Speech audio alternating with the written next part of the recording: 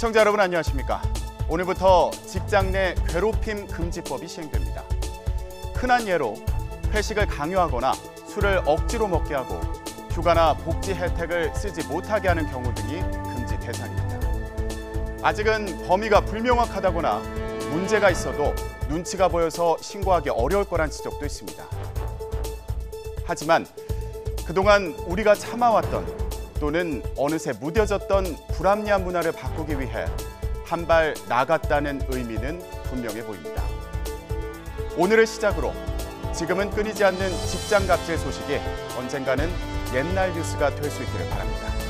오늘의 주요 뉴스 먼저 보고 오겠습니다.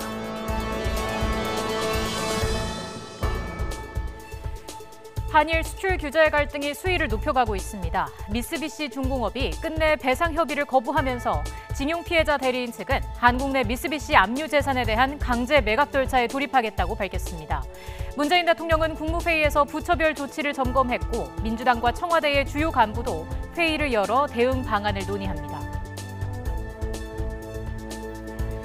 일본 수출 규제가 여야 5당 대표를 한자리에 불러 모았습니다. 문재인 대통령과 여야 5당 대표가 모레 오후 4시 청와대에서 2시간 동안 회동을 갖습니다. 일본 수출 규제에 따른 국내 산업계 영향을 보고받고 초당적 협력 방안을 논의합니다. 국정 현안도 함께 다뤄집니다. 모처럼 대통령과 여야 대표가 자리를 함께하기로 했지만 국회 상황은 여전히 어렵습니다. 문 대통령이 윤석열 후보자를 검찰총장에 임명할 예정인 가운데 정경두 국방부 장관 해임 건의안과 추경 처리를 놓고 여야 대치가 평행선을 달리고 있습니다. 결국 모레 청와대 회동이 대치 정국 해소의 분수령이 될 것이라는 전망이 나옵니다. 패스트트랙 충돌로 고소 고발된 국회의원들에 대한 소환 조사가 시작됐습니다. 먼저 민주당 백혜련 의원과 정의당 윤소화 의원이 경찰에 출석했습니다. 이들은 국회 폭력의 피해자로서 사법 질서를 존중하기 위해 경찰 소환에 응했다고 밝혔습니다. 자유한국당 의원 3명은 출석하지 않았습니다. 회식 자리에서 억지로 술을 권해 부하 직원을 괴롭혔다면 이젠 처벌 대상이 됩니다. 직장 내 괴롭힘 금지법이 오늘부터 시행됩니다. 우월한 지위를 이용해 업무상 적정 범위를 넘어 신체적, 정신적 고통을 주는 갑질 행위가 모두 불법에 해당합니다. 함께 일하는 동료를 배려하는 기업 문화가 정착되는 계기가 되기를 기대합니다. 더 뉴스 본격적으로 시작합니다.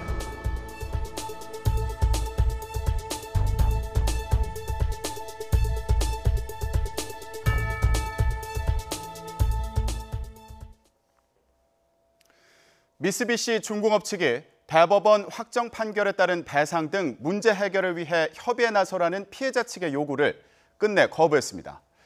피해자 대리인 측은 더는 시간을 늦출 수 없다며 미쓰비시에 대해서도 다른 전범 기업과 마찬가지로 자산 강제 매각 절차에 돌입하겠다고 밝혔습니다.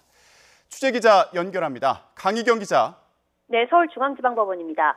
네, 대리인 측이 미쓰비시의 국내 자산에 대해서도 조치에 들어가기로 했군요. 네, 피해자 대리인단은 올해 들어 3차례에 걸쳐 일본 미쓰비시 측에 강제동원 문제의 포괄적 해결을 위해 협의에 나서라고 촉구하는 서한을 보내왔습니다. 마지막 시한을 7월 15일, 어제까지로 잡았는데요. 미쓰비시 측이 끝내 아무런 답을 내놓지 않으면서 대리인단이 현금화 절차에 착수하기로 했습니다. 일본제철, 후지코시와 마찬가지로 미쓰비시가 국내에 갖고 있는 자산에 대해 법원을 통해 강제 매각 절차를 밟겠다는 겁니다. 대법 확정 판결에 근거해 압류된 미쓰비시의 국내 자산은 상표권 2건과 특허권 6건으로 8억여 원대 규모에 이르는 것으로 알려졌습니다. 대리인단은 미쓰비시가 오랫동안 계속된 소송에서 결국 패소한 당사자인데도 일본 정부 뒤에 숨어 피해자들의 요구를 묵살했다고 비판했습니다. 책임을 회피하는 사이 올해만 피해자 3분이 고령으로 유명을 달리한 데 이어 다른 원고들 역시 병마와 사투를 벌이고 있다며 더는 시간을 늦출 수 없다고 강조했습니다. 그러면서 한일 관계의 발전을 위해 대화를 통해 합리적 방법을 찾고자 했는데 노력이 무산됐다며 깊은 유감을 표했습니다. 네, 일본제철 그리고 후지코시에 대해서도 얘기했는데 이 두 곳에 대한 자산 강제 매각 절차는 어떻게 진행되고 있습니까? 네, 앞서 대리인단은 옛 신일철주금인 일본제철이 소유한 회사 주식 19만 4천 주와 후지코시가 소유한 회사의 주식 7만 6천 주에 대해 각각 매각 명령을 내려달라고 법원에 신청했습니다. 액면가 기준으로 일본 제철 소유 주식은 9억 7천만 원, 후지코시는 7억 6천만 원대입니다. 이 가운데 대구지법 포항지원은 지난달 18일 채무자인 일본 제철에 서면을 받은 지 60일 이내에 의견을 제출하라는 신문서를 발령했습니다. 절차를 생략하지 않고 신문 절차를 따로 받기로 법원이 결정한 건데요.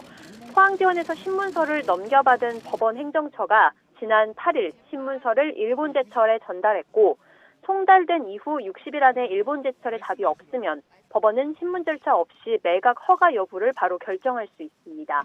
후지코시가 채무자인 매각명령 신청 사건에서는 아직 신문 절차와 관련해 결정된 게 없는 것으로 전해졌습니다. 네, 일본 내부 분위기는 어떤지도 궁금한데 오늘 우리나라 변호사들이 일본 기자들을 상대로 간담회를 열었다고요?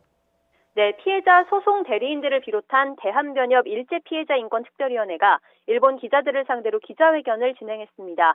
강제동원 관련 소송 진행 현황을 간단히 설명한 뒤 질의응답이 이어졌는데요. 먼저 대한변협 측에서는 일본에서 누가 정권을 잡느냐에 따라 대응이 너무 다르다는 게 문제라며 현 일본 정부의 정책을 비판했습니다. 일본 식민지 지배로 인한 피해는 과거의 문제가 아니라 현재도 이어지고 있는 문제라며 일본 정부가 최종적인 해결을 꾀하는 건 피할 수 없는 과제라고도 지적했습니다. 일본의 수출 규제가 자산 매각 시기에 영향을 주느냐는 일본 매체의 질문에는 판결에 따른 강제 절차를 진행하는 것뿐이지 일본 정부 조치에 영향을 받는 게 아니라고 선을 그었습니다. 한일 정부 사이 입장차를 해소하기 위한 법률적 방법이 있느냐는 질문도 나왔는데요. 양국에서 의견이 갈리는 청구권 협정 해석 문제에 국한하지 않고 강제동원 문제 자체를 어떻게 해결할 것인지에 대해 상호 협의할 수 있을 거라고 제안했습니다. 또 이 문제를 한일 대립으로 가져가는 건 양국 발전에 도움이 되지 않는다며 대상 책임이 있는 기업이 자발적으로 책임을 다하면 되는 것이라고도 강조했습니다. 지금까지 서울중앙지법에서 YTN 강희경입니다.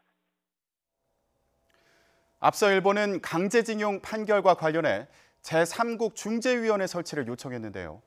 우리 정부의 답변 시한은 모레 18일입니다. 중재위 구성 요청이 뭔지 그리고 우리 정부의 입장은 어떤지 한현희 기자가 정리했습니다. 일본의 제3국 중재위 구성 요청은 한일 청구권 협정 제3조 3항을 근거로 합니다. 협정은 양국 간에 분쟁이 생겼을 때 외교 경로로 해결, 중재위원회 구성, 제3국을 통한 중재위 구성으로 해결하도록 하고 있습니다. 즉, 양국이 분쟁을 해결하기 위해 최대한 노력하되 불가피할 경우 관련 없는 나라, 즉 제3국을 개입시켜 갈등을 중재하게 한다는 겁니다. 우리 정부는 일본 정부의 외교적 협의 요청에 이은 중재위 구성 요청에 신중히 검토하고 있다며 답을 주지 않았고 지금은 일본이 3국 중재위 구성을 요구하는 단계로 넘어간 상황입니다. 우리 측이 이런 요청에 답변해야 하는 시한이 오는 18일인데 정부는 대법원 판결에 행정부가 개입하기 어렵다는 삼권 분립 원칙을 내세우며 정부가 나서야 하는 중재위를 통한 해결에 부정적인 입장입니다. 우리가 제3국 중재위 설치 요청에 답하지 않을 경우 일본이 추가 무역 규제나 국제사법재판소 제소 등에 나설 가능성이 언급되고 있습니다. 어떤 경우든 일본이 추가 조치를 내놓는 순간 한일 간 갈등은 통제하기 어려운 상황으로 갈 수 있다는 게 공통된 지적입니다. 이에 따라 오는 18일 일본의 답변 요구 시한에 두 나라가 어떤 입장을 내놓을지에 따라 한일 간 관계도 새 국면을 맞을 전망입니다. YTN 한현입니다. 한국 수출 규제에 나선 아베 신조 일본 총리의 행보가 트럼프 대통령 따라하기라는 지적이 나왔습니다. 모호한 국가안보를 이유로 무역 조치에 나섰다는 건데요. 세계 무역 질서에 도전장을 던졌다는 비판이 제기됩니다. 워싱턴에서 김희준 특파원이 보도합니다. 지난달 G20 정상회의에서 자유롭고 공정한 세계 무역 질서를 강조한 아베 일본 총리. 自由、公正、無差別な貿易体制を維持強化するための強いメッセージを打ち出さなければなりません. 그러나 불과 이틀 뒤 한국 반도체 수출 규제 조치에 나섰습니다. 국가안보라는 모호한 우려를 내세우며 자유무역 질서에 타격을 가한 셈입니다. 뉴욕타임스는 이를 트럼프 대통령 따라하기라고 꼬집었습니다. 국가안보를 활용해 무역 차단을 정당화하는 미국과 러시아 대열에 일본이 합류했다고 지적했습니다. 트럼프 정부는 국가안보를 이유로 한 무역확장법 232조를 근거로 지난해 수입 철강에 폭탄 관세를 매긴 바 있습니다. 수입차에 대한 고일 관세도 추진 중인데 아베 정부가 이런 행태를 꼭 닮았다는 겁니다. 뉴욕타임스는 일본이 수출 규제를 안보로 포장하며 물을 흐렸다는 전문가 비판도 내놓았습니다. 이런 가운데 미국의 전문가들은 한일 관계 악화를 우려하며 미국 정부의 역할도 촉구했습니다. It's really worrisome. It's a very serious issue because both Korea and Japan are important allies of the United States. I do think that the U.S. government should be helpful. 일본의 수출 규제 조치가 세계 무역 질서에 도전을 던졌다는 비판 속에 우선 한일 양국이 잘 풀어가야 한다는 미국 조야의 주문도 잇따르고 있습니다. 워싱턴에서 YTN 김유진입니다. 일본의 경제 보복과 관련한 대책을 논의하기 위해 문재인 대통령과 여야 5당 대표가 오는 8일 회동합니다. 현재 경제 상황과 남북미 회담 이후의 비핵화 협상 과정에 대한 언급도 있을 것으로 전망됩니다. 국회 연결합니다. 김영수 기자. 네, 국회입니다. 네, 대통령과 여야 5당 대표 회동 어렵게 성사된 자리입니다. 그런 만큼 논의가 다양하게 진행되겠는데요. 네, 그렇습니다. 이틀 뒤인 오는 18일 오후 4시부터 2시간 정도 문재인 대통령과 5당 대표가 만나는 일정이 확정됐습니다. 문 대통령과 5당 대표는 일본의 경제 보복과 관련한 정부 보고를 듣고 초당적인 협력 방안에 대해 논의할 예정입니다. 문 대통령과 여야 지도부의 회동은 당 대표로 보면 1년 4개월, 원내대표로 보면 9개월 만입니다. 민주당 윤호중 사무총장은 각 당의 대표가 하고 싶은 말이 있을 수 있지 않겠냐며 의제에 제한을 두지는 않았다고 밝혔습니다. 이 때문에 현재 경제 상황이나 남북미 정상의 판문점 회동 등 국정 현안에 대해서도 언급이 있을 것으로 보입니다. 제한 없이 이렇게 말씀을 청취하시는 게 좋겠다는 그런 생각에서 의제 외에 이런 논의도 열어놓기로 했습니다. 이런 가운데 국회 정보위원회는 서훈 국정원장이 출석해 오전 내내 업무 보고를 진행했습니다. 현재 잠시 정회됐고 오후 2시부터 다시 속개될 예정인데요. 완전히 비공개로 진행되는 만큼 정확한 내용을 파악하기는 어렵지만 일본의 수출 규제와 관련한 전략물자 관리 문제를 두고 여야 의원들의 질의가 잇따랐을 것으로 보입니다.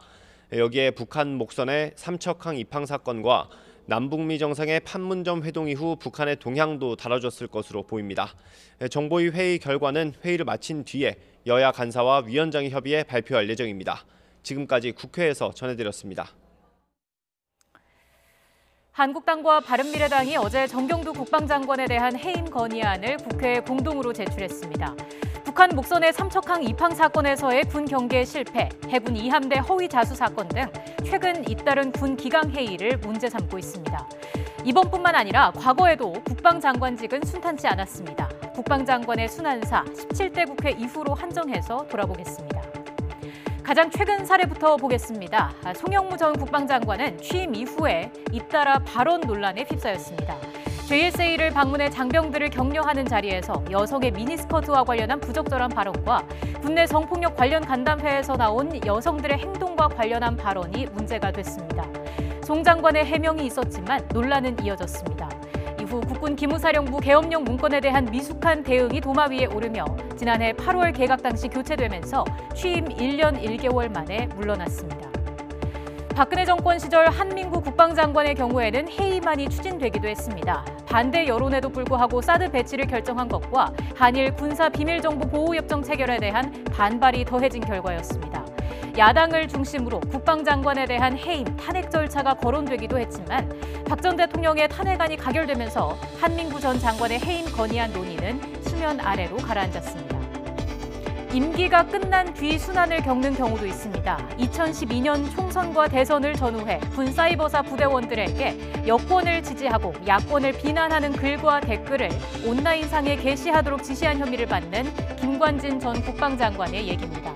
퇴임 후 국정농단에 얽혀 1심에서 징역형을 선고받았고 현재 2심이 진행 중입니다. MB정부 당시 김태영 전 장관은 국방장관으로서 1년 2개월이라는 짧은 시간을 보냈습니다. 2010년 천안함 사건 당시 최초 보고 지연 논란과 함께 군의 대비 태세가 소홀했다는 지적이 나왔습니다. 김 전 장관은 당시 사의를 표명했지만 천안함 후속 조치와 한미 국방장관 회담 등 연속된 현안 처리를 위해 사퇴서 수의가 미뤄졌습니다. 김 장관의 사의가 전격 수용된 건 북한의 연평도 포격이 발생한 뒤였습니다. 당시 군의 미숙한 대응이 도마 위에 올랐고 결국 사표가 수리돼 불명예 퇴진한 사례로 남았습니다. 2005년에는 해임 건의안이 표결회까지 붙여지기도 했습니다. 최전방 3중 철책이 뚫린 사건, 훈련병 인분 사건, GP 총기 난사 사건 등이 발생한 것이 발단이 됐습니다. 윤 전 장관이 사임 의사를 밝혔지만 청와대는 사고 수습을 위해 사표 수리를 잠정 유보했고 결국 해임 건의안이 제출됐습니다. 하지만 본회의 투표 결과 부결됐습니다. 정경두 국방장관에 대해서는 이미 지난 3월 해임 건의안이 제출된 바 있습니다. 천안함 사건을 불미스러운 남북 간의 충돌이라고 표현한 게 계기가 됐지만 민주당과 바른미래당이 72시간 이내 본회의 개회에 합의해주지 않아서 표결에 실패했습니다.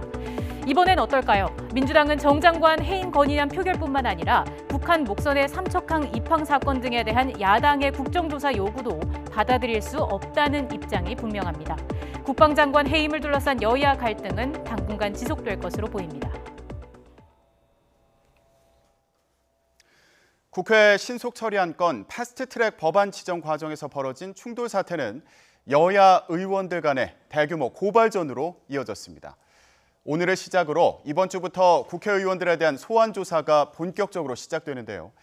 더불어민주당 백혜련 의원과 정의당 윤소아 의원이 조사를 받기 위해 오전에 경찰에 출석했습니다. 취재기자 연결해서 자세히 알아보겠습니다. 김대경 기자. 네, 사회부입니다. 네, 지금도 계속 조사가 진행 중이죠. 오전엔 어떤 내용으로 조사가 이루어졌습니까? 네, 조금 전인 오후 1시 반쯤부터 조사가 다시 이어지고 있습니다. 두 의원은 오전 조사에서 경찰과 함께 지난 4월 패스트트랙 사태 당시 찍힌 CCTV 영상을 보며 실제 폭행이 있었는지 등을 확인했습니다. 오전 조사를 마치고 나온 백혜련 의원은 저희 YTN 취재진에게 자유한국당 고발 내용을 보니 사실관계가 전혀 맞지 않는다면서 혐의 소명에 자신이 있다고 말했습니다. 두 의원은 앞서 오전 10시쯤 경찰에 출석했는데요. 자유한국당의 불법 점거로 인해 사태가 벌어진 만큼 자유한국당은 경찰 조사에 성실히 임해야 한다고 꼬집었습니다. 제가 대표 발의한 공수처 법안이 의안가의 불법 점거로 인해서 방해받고 또 사개특위 회의장에 정상적으로 들어가지 못했습니다. 실질적인 피해자인 제가 여기 이 자리에 선 것이 너무나 사실 황당합니다. 오늘을 시작으로 이번 주 여야 의원 18명에 대한 소환조사 일정이 줄줄이 잡혀 있는데요. 윤 의원 등과 같은 혐의로 고발된 더불어민주당 표창원, 윤준호, 송기현 의원 역시 내일과 모레 각각 경찰에 출석해 조사를 받을 예정입니다. 네, 그런데 오늘 자유한국당 의원 3명도 소환 통보를 받지 않았습니까? 불출석할 가능성이 크다고요? 네, 그렇습니다. 오늘 자유한국당 김정재, 박성중, 백승주 의원도 소환 통보를 받았지만 출석하지 않았습니다. 이들을 포함해 자유한국당 의원 13명은 최입의 바른미래당 의원을 불법 감금한 혐의를 받고 있는데요. 김정재 의원은 오늘 상임위 일정 때문에 불출석 의사를 밝힌 것으로 전해졌습니다. 나경원 원내대표는 오늘 오전 원내대책회의에서 이번 조사를 야당 탄압으로 규정하고 소환에 응하지 않겠다는 기존 입장을 되풀이했습니다. 여당은 사실상 면담에 가까운 조사에 응하면서 정권의 야당 탄압을 부추기고 응원하고 있는 실정입니다. 닭의 목을 비틀어도 새벽은 오게 되어 있습니다. 아무리 협박하고 짓밟아도 새벽이 올 때까지 자유한국당은 투쟁할 겁니다. 이번 패스트트랙 사태와 관련해 접수된 고소고발 건수는 모두 18건으로 109명의 현직 국회의원들이 조사 대상에 올라 있습니다. 지금까지 사회부에서 전해드렸습니다. 오늘부터 근로기준법 개정안인 이른바 직장 내 괴롭힘 금지법이 시행되면서 직장 내 갑질에 대한 처벌이 가능해집니다. 고용노동부는 지위의 우위를 이용해 업무상 적정 범위를 넘어 신체적, 정신적 고통을 주는 행위 등을 방지하는 근로기준법 개정안을 시행한다고 밝혔습니다.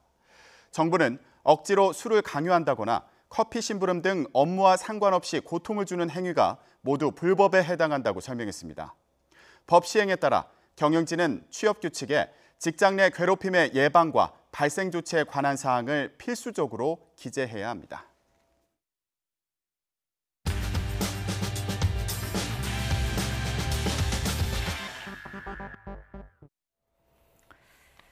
네, 앞서 전해드린 것처럼 오늘부터 직장 내 갑질을 금지하는 직장 내 괴롭힘 금지법이 시행됩니다. 직장 갑질에 대한 인식 변화가 예상되고 있습니다. 직장 내 괴롭힘과 관련해서 문제를 지속해서 제기해온 시민단체 직장 갑질 119에서 활동하고 계신 조미연 변호사와 이야기 나눠보겠습니다. 변호사님 안녕하십니까? 네, 반갑습니다. 조미연 변호사입니다. 네, 먼저 활동하고 계신 직장 갑질 119라는 곳은 어떤 곳인가요? 네, 직장 갑질 119는 우리 사회 직장 갑질 문제를 해결해보자라는 마음이 모여서 2017년 11월 1일에 출범한 민간 공익단체이고요. 예. 노동 전문가, 노무사, 변호사 등 150명이 재능 기부로 활동하고 있고 주로는 온라인상에서 오픈 채팅방이나 이메일을 통해 갑질에 대한 법률 상담을 진행합니다. 예, 오늘부터 시행되는 그 직장 내 괴롭힘 금지법 어떤 법인지 간단하게 설명을 좀 부탁드리겠습니다. 네, 명확히 설명을 하자면 직장 내 괴롭힘 금지법이라는 별도의 법을 만든 것은 아니고요. 네. 기존 근로기준법에 직장 내 괴롭힘이란 무엇인지, 발생했을 경우에는 어떻게 해야 하는지 등에 대한 내용을 삽입해 넣은 개정된 근로기준법을 의미하는 것인데요. 네, 내용을 살펴보면 직장 내 괴롭힘이란 직장 내에서 지위나 관계의 오의를 이용할 것, 업무상 적정 범위를 넘어설 것, 그 행위가 노동자에게 신체 정신적 고통을 주거나 근로 환경을 악화시키는 행위이고 이러한 괴롭힘을 금지한다라는 것이 정의 조항이고요. 예.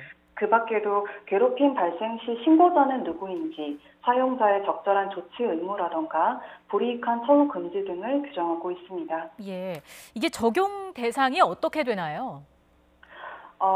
직장 내 괴롭힘은 금지법은 기존 근로기준법 개정안을 의미하는 것인 만큼 기존 근로기준법이 규정하는 대부분의 내용들이 5인 이상 사업장에 적용되는 것을 전제로 하고 있기 때문에 직장 내 괴롭힘의 경우에도 그렇습니다. 그래서 편하게 생각한다면 5인 이상 사업장이라면 모두 적용이 된다라고 생각하는 것이 좋을 것 같습니다. 예.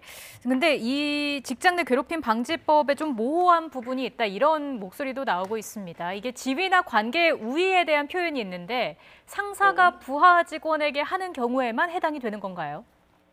그렇지 않습니다.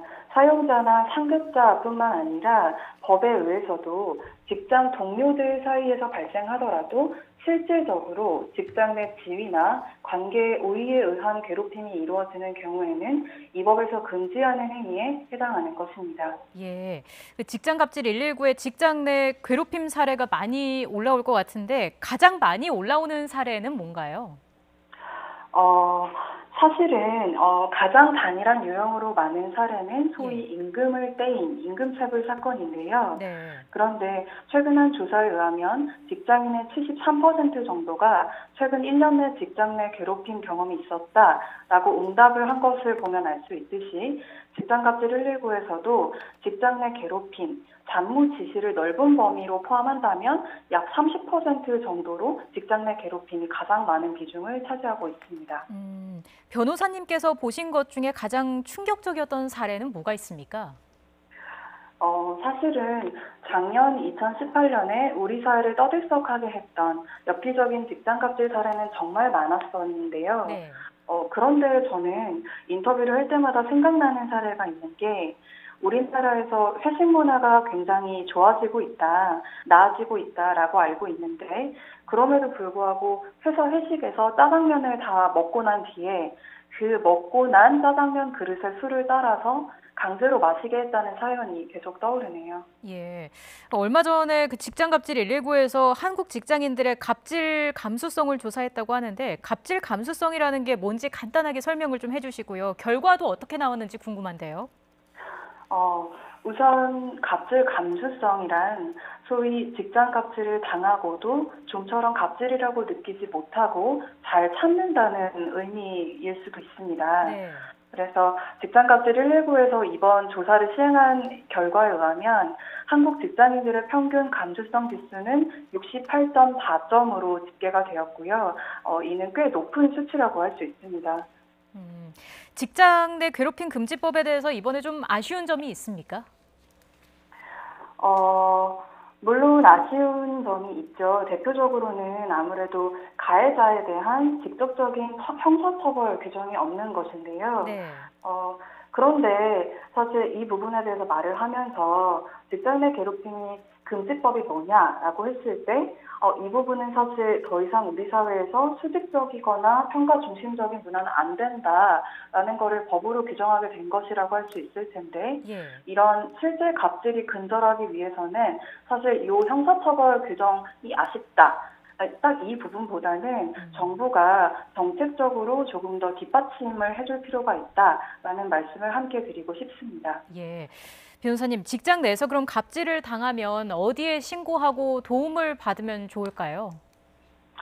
우선 오늘 시행된 법에 의하면 회사에서 자체적으로 취업 규칙에 직장 내 괴롭힘을 예방하고 조치할 수 있는 내용을 담은 것들을 규정하라. 그래서 사내 고충 처리 절차를 마련하라라는 내용을 담고 있는 것인데요. 네. 그래서 피해 당사자에게 사실 가장 원만한 해결 방법이 될 수도 있는 법상 규정되어 있는 이런 회사 사용자 등에 먼저 신고를 할 수도 있을 것이고 반면 이러한 부분이 비판의 지점이기도 한 만큼 신고를 하기 전후로 근로복지공단이나 우리 직장갑질 119 등에서 법률 상담을 받아볼 수도 있을 것입니다. 네, 이번 일을 계기로 해서 직장갑질에 대한 인식도 변하고 괴롭힘도 줄어드는 계기가 됐으면 좋겠습니다. 오늘 말씀 여기까지 듣겠습니다. 조미연 변호사였습니다. 고맙습니다. 네, 감사합니다. 네, 다음 소식입니다. 대한수영연맹의 늑장 행정으로 수영대표팀 선수들이 일반 판매용 유니폼을 입은 뒤 브랜드 이름을 테이프로 가린 채 출전하는 웃지 못할 일이 벌어졌습니다. 그제 한국 다이빙 간판 우하람은 제조사 로고를 은색 테이프로 가린 유니폼 상의를 입고 경기장에 입장했습니다. 또 국가대표 로고가 유니폼에 없다는 문제가 지적되자 이튿날 다이빙 선수들은 뒤늦게 코리아 로고를 등에 붙인 채 등장했습니다. 연맹은 후원 계약이 늦어져 일반인들에게 판매되는 의류를 선수단에 급하게 지급해 이 같은 일이 벌어진 것이라고 설명했습니다. K리그 후반기에서 시민구단 강원이 돌풍을 일으키고 있습니다. 한때 대학 무대를 평정했던 김병수 강원 감독의 색깔 있는 전술이 원동력이란 분석인데요. 이른바 병수볼로 불리고 있습니다. 김재영 기자입니다.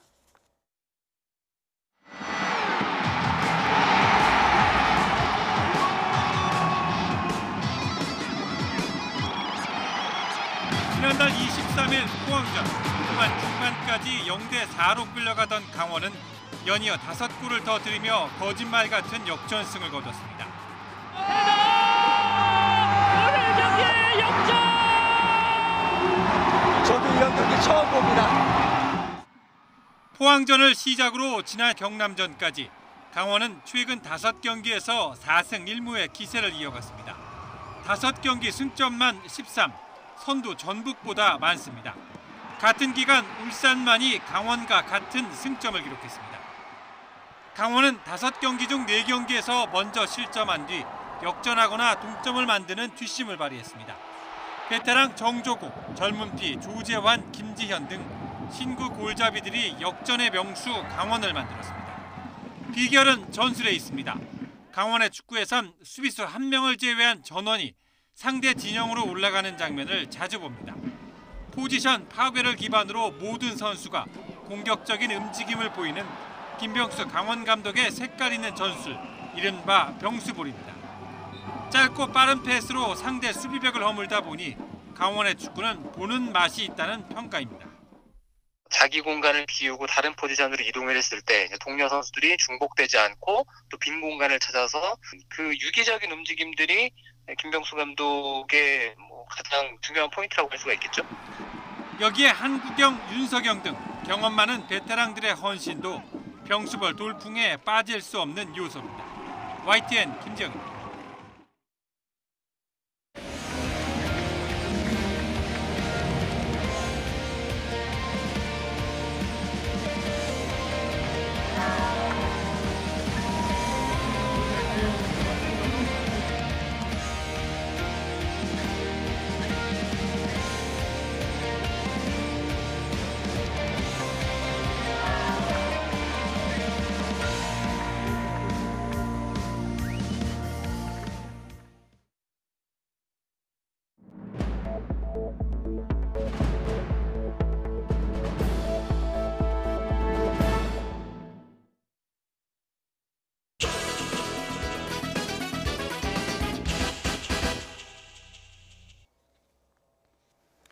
일본 수출 규제를 둘러싼 한일 갈등이 수위를 높여가고 있습니다.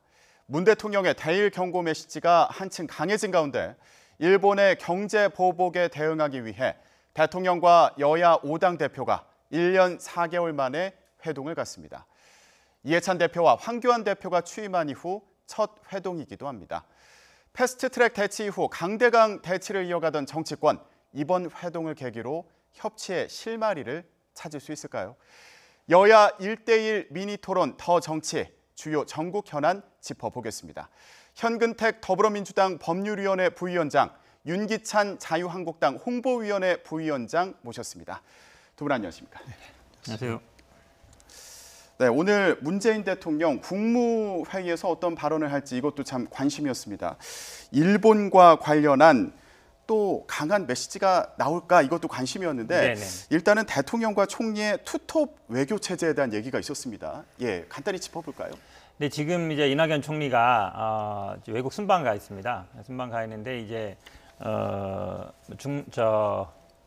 동남아와 그다음에 네. 중앙아시아, 그다음에 중동 국가 4개국을 방문하고 있는데요. 이제 야권에서 이런 비판이 있습니다. 그러니까 지금 한일 간에 굉장히 외교 현안이 많은데 총리가 외국 순방을 가도 되느냐? 이런 얘기가 있었는데요. 아마 문재인 대통령께서 전용기를 내줬어요. 그러니까 그 얘기는 뭐냐면 어느 정도 이제 격을 높인다는 얘기거든요. 그리고 예전에 그전에 보면 우리나라 사실은 대통령제이긴 합니다만 국무총리도 어느 정도 이제 실질적인 권한이 있습니다. 그렇다 본다 그러면 투톱 외교. 그러니까 대통령이 전부 다닐 수 없다. 그러니까 국무총리에도 어느 정도 역할을 맡겨서 대통령이 어떤 주요 국가를 가고 그 다음에 이제 총리가 또 대통령 못 간 국가들을 이제 외교적인 차원에서 가는 것이다. 네. 그렇게 하면 이해해달라 이런 취지로 얘기한 것 같습니다. 네, 이 총리가 정부를 대표해서 방글라데시 등 4개국을 방문하고 있다.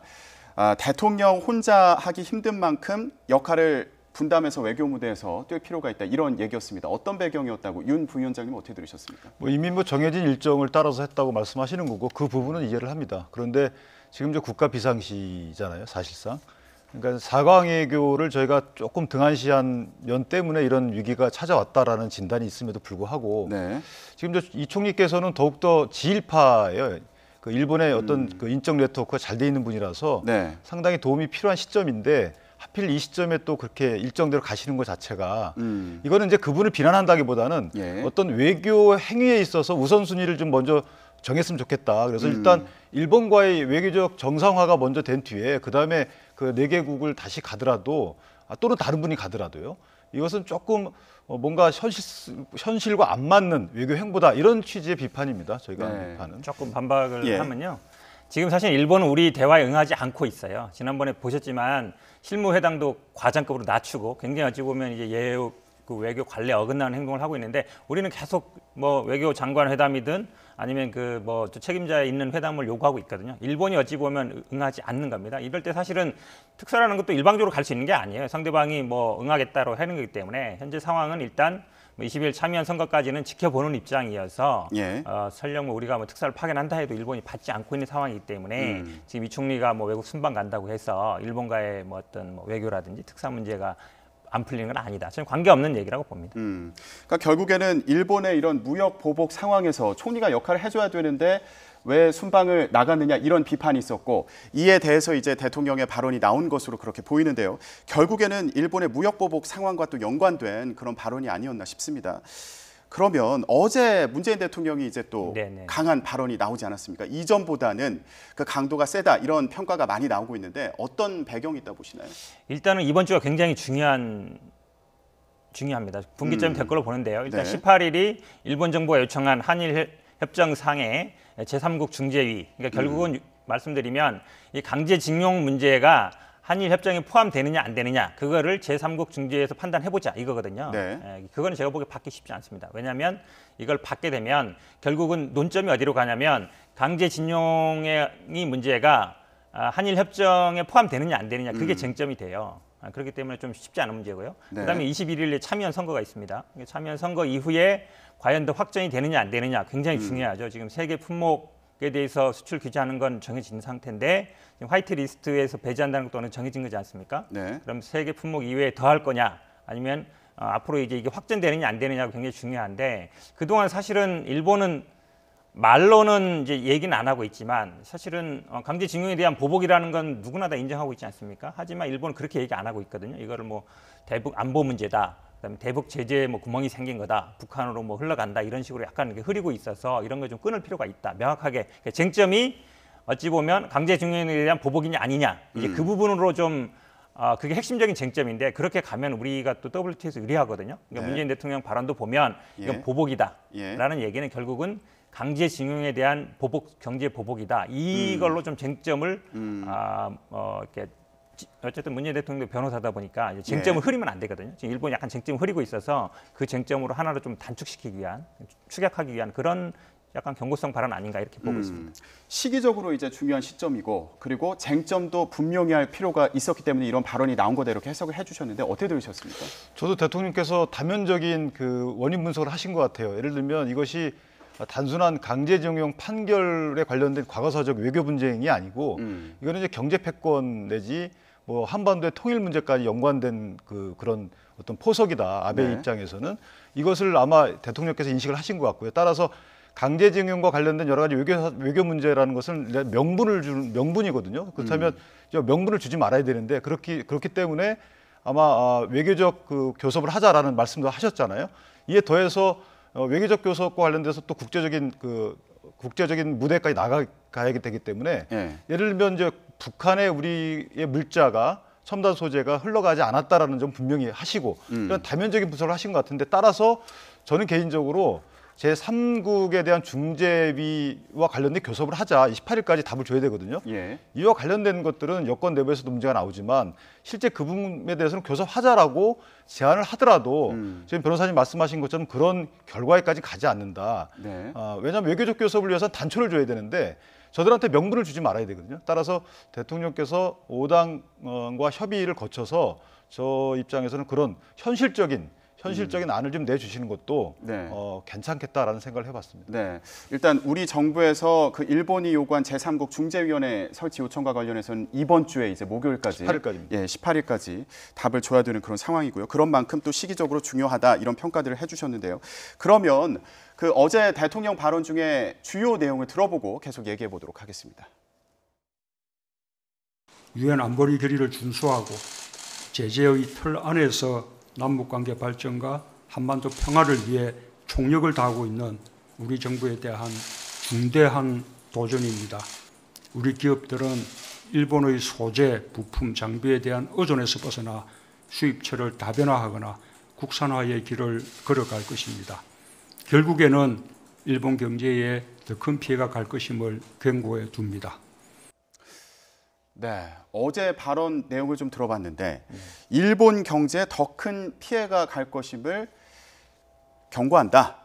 네, 이 말이 귀에 좀 들어오는데 이거 어떻게 해석을 해야 될까요? 어떤 면에서 일본 경제에 더 큰 피해가 갈 것으로 예상할 수 있는지 어떻게 보십니까? 큰 틀로 본다면요. 경제적인 이득이야 당연히 우리나라가 수입을 많이 하고 있지 않습니까? 그러니까 무역 적자가 1년에 뭐 200~300억 달러 나는 상황이기 때문에 당연히 수출하는 사람이 더 손해할 걸 하지만 이 부분보다는요. 저는 오히려 대북 제재 문제가 더 중요하다고 봐요. 왜냐하면 그동안 사실은 개성공단이나 뭐 금강산 이런 쪽을 우리가 계속 하고 싶었지만 결국은 어떤 유엔의 대북 규제, 미국의 어쨌든 그런 큰 틀 안에서 움직여 왔는데 일본이 지금 대북 제재를 우리가 지금 어떤 전략 무기 같은 걸 이런 물질을 뭐 그 제3국을 통해서 북한으로 흘러들어가면서 대북 제재 구멍이 생긴 거 아니냐 이 얘기는 한미 공조에도 약간 흔들려는 그런 의도가 좀 있다고 봐요. 예. 그렇죠. 우리가 그러니까 외국 언론에 비치기를 그럼 한국이 뭐 대북 이 승인 물자나 아니면 대북 제재를 제대로 이행하지 못하는 거 아닌가 이런 어떤 의혹을 가질 수 있기 때문에 이 부분에 네. 대해서 좀 끊을 필요가 있다고 얘기한 것 같고요. 예. 아까 경제적인 문제는 이미 일본에서 많이 나오고 있습니다. 주가도 일본 같은 경우 많이 빠지고 있고 그다음에 뭐 우리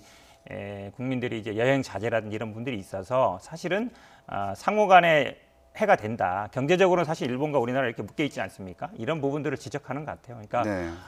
지금 아까 윤기찬 부위원장 말씀처럼 이게 단순히 경제 문제가 아니라 안보 문제, 더구나 대북 제재 문제라든지 더 크게 본다면 이제 한반도 어떤 평화 분위기에 재팬 패싱이라는 얘기가 많이 나오고 있는데 이런 부분을 좀 기본적인 구도, 그러니까 남북미 간에 이루어지는 어떤 평화 이런 분위기를 좀 흔들려는 의도가 있는 게 아닌가 이제 이렇게도 생각하는 것 같아요. 그러니까 실제로 그런 의도도 좀 있어 보이고요. 네, 그러니까 일본에서 그 한미 간의 공조를 흔들려고 하는 그런 움직임이 의도가 있는 것으로 보이기 때문에 대북 제재 강경하게 얘기할 필요가 문제를 있다. 그렇죠. 예. 대북 제재 문제를 꺼낸다는 얘기는 사실 우리가 굉장히 민감한 문제입니다. 사실 이게 단순히 경제 문제가 아니거든요. 대북 제재 제대로 안 하고 있다. 이거 신호를 주는 거 아닙니까? 이거는 사실은 미국과도 문제도 있지만 유엔과도 문제가 되고 여러 문제 걸리는 거예요. 네. 그러니까 이 남북미 간의 어떤 그런 이루어지는 이런 대화, 이런 분위기 자체도 좀 흔들려는 게 아닌가 이런 의도가 있는 것 같아서 그런 부분을 좀 차단해야 되겠다 이런 생각이 좀 있는 것 같습니다. 네, 알겠습니다. 그런데 자유한국당에서는 대통령이 이렇게 직접 나서서 강경하게 발언하는 거는 좀 바람직하지 않다 이런 의견도 있지 않습니까? 예, 어떤가요? 그러니까 대통령께서 나서서 막다른 길로 가시는 취지의 말씀을 하시면 외교적인 해법의 공간이 줄어들죠. 그런 취지에서 말씀드리는 거고요. 그러나 제 개인적으로 볼 때는 대통령께서 말씀하시는 그 이면에는 일본이 지금 단순히 과거사 문제만 갖고 그것이 해결되면 다 끝나는 거다라는 인식은 갖고 있지 않다라고 판단하신 것 같아요.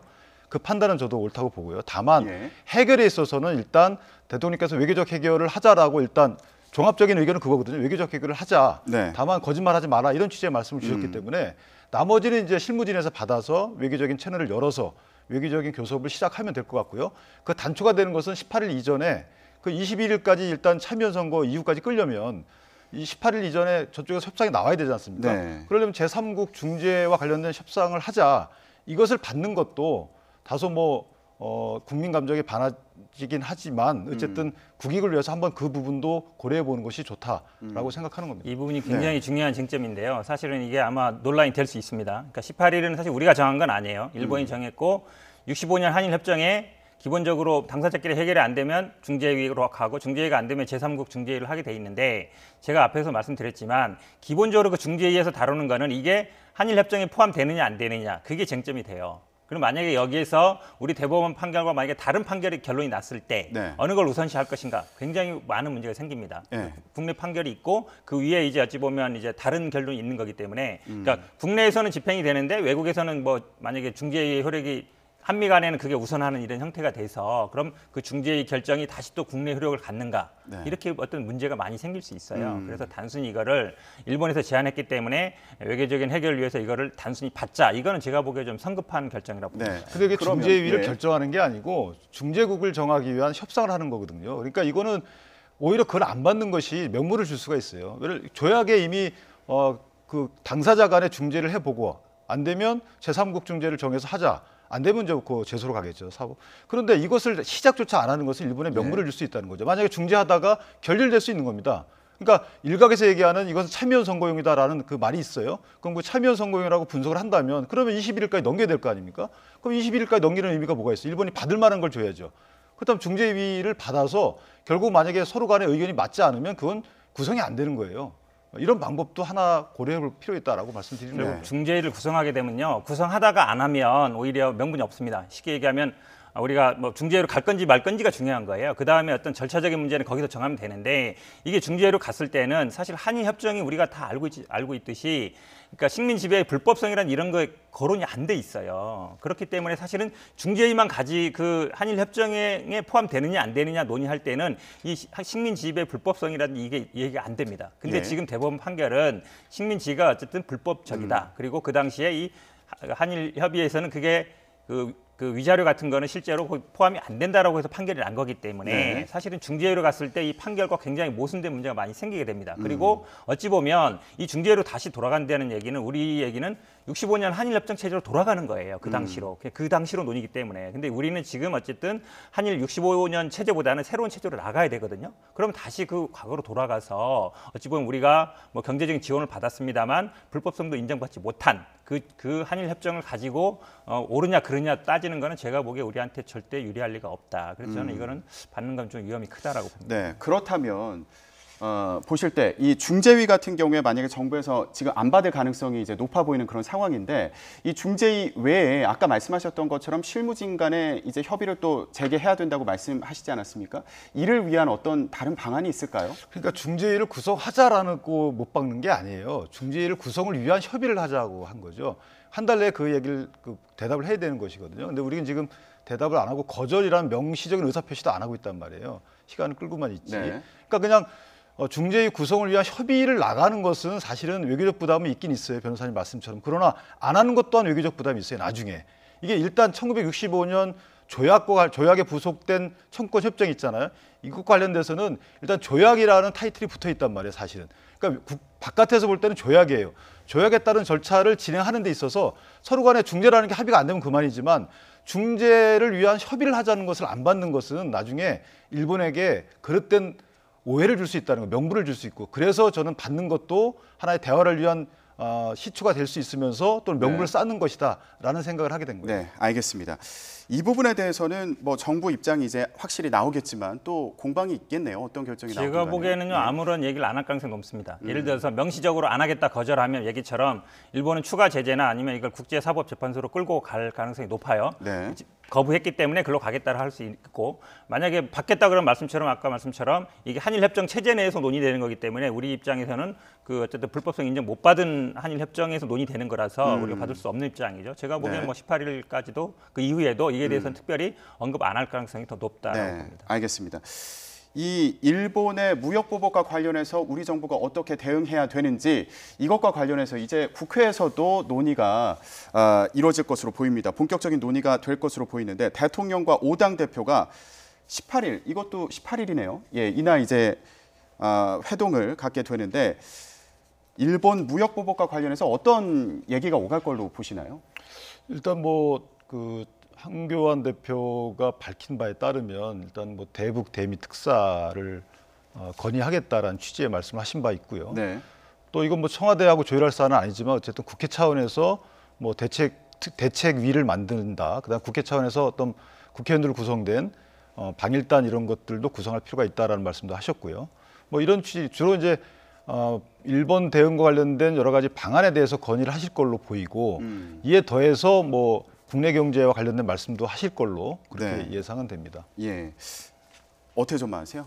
어떤 주제가 논의될 걸로 보이는지 일단 어떤 큰 의미가 있을지. 있다면 1년 4개월 만에 대화를 복구한다는 의미가 있고요. 그동안 이제 황교안 대표가 1대1이냐 3대1이냐 여러 가지 있었지만 어쨌든 국회를 또 정상화됐지만 약간 이제 완전히 정상화 안 된 것 같은 분위기에서 이런 대통령과 5당 회담으로서 국회 완전히 정상화될 것 같고 네. 그다음에 또 이런 어떤 일본과의 어떤 이런 무역 전쟁이라는 표현은 모르겠습니다만 이제 이런 이제 대치 상황에서는 국내적인 단결도 굉장히 중요합니다. 여야가 한 목소리를 낸다는 데 큰 의미가 있다고 보고요.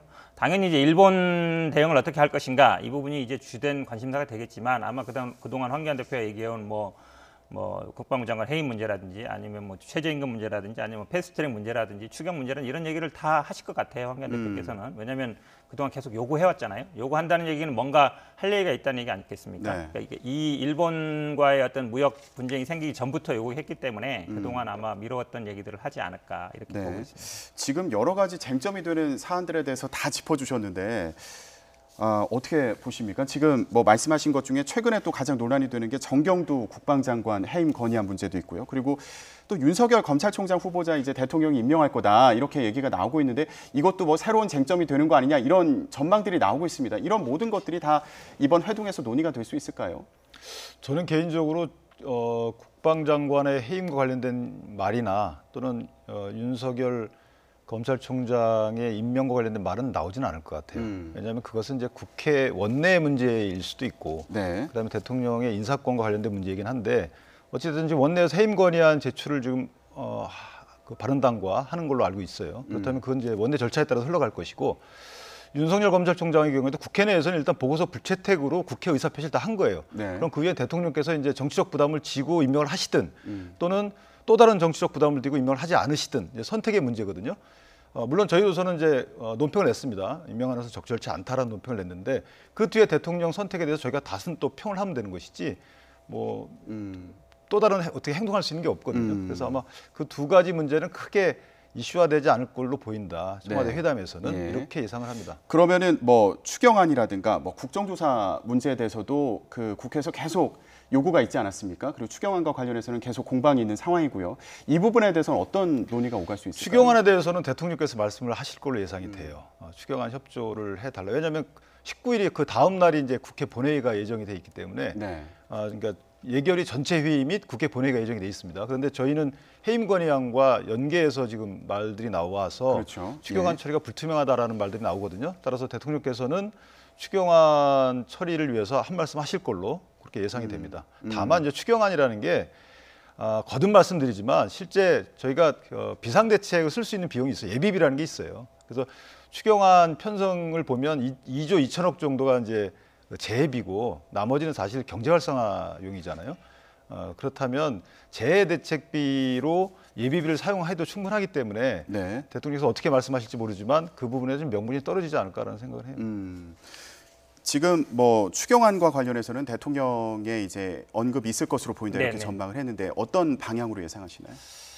이게 제가 보기에는 아마 지금 뭐 윤석열 후보자를 임명하거나 아니면 뭐 정경도 국방장관의 해임안이 이제 추경과 연계돼서 이게 더 이제 논란이 커지지 않겠느냐 네. 이렇게 보는데 저는 그렇게 안 봅니다. 이게 왜냐하면 굉장히 오랜만에 1년 4개월 만에 이제 5당 대표가 모이는 거거든요. 그리고 국회 정상화 과정에 그동안 논란이 굉장히 많았어요. 네. 이보다 더 큰 논란도 많았죠. 고소고발도 있었고 뭐 여러 가지 뭐 국정조사 요구도 있었는데 그거에 비하면 제가 보기에 이슈는 좀 작은 거다. 지금 분위기는 약간 이제 뛰쳐나갔던 자유한국당이 이제 들어왔고 완전히 정상화는 안 되는데 이번 아마 그 5당 대표 회동 계기로 정상화되지 않겠냐 본다 그러면 이게 다시 또 아마 뭐 국회를 더 어렵게 만들거나 그럴 것 같지는 않고요. 아마 이 정경도 장관 얘기도 사실은 19일 날 본회의를 하기로 했습니다. 근데 그날 보고하면 24시간 이후에 결의를 해야 되는데 그날 끝나버려요. 그래서 지금 이제 자유한국당에서는 18일 날도 다시 열고 그때 그래서 보고하고 24시간 지난 19일 날 결의하자는 건데 당초에 없던 얘기입니다. 원래 이제 당초 합의는 19일 날 본회의해서 추경을 결의하기로 한 거예요.